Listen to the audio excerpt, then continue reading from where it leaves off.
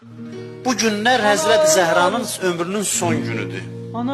Bizim anamızın son günüdür bugün. Ananı faciəli şəkildə itirmişik. Bizim hələ başımız aşağıdır, hələ başımız dişləyənməyir. Çünki bizim anamızı qərib aparıblar. Bir şəhər insanın içində 7-8 nəfərlə aparıb qaranlıqda dəfn ediblər.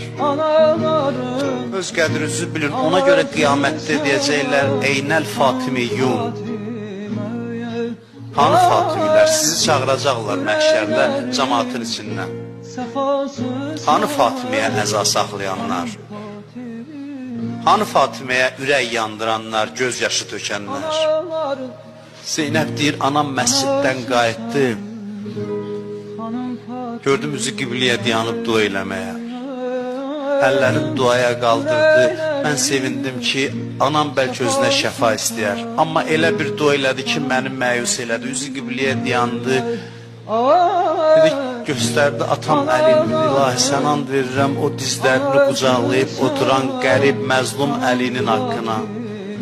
Allahümmə əccil vəfati səri'a. İlahi ölümümü tez çatdır. Doydum dünyadan. Əlinin bu halına bundan artıq taqətim yoxdur. Əla lənətullah ələl qavmiz zalimin.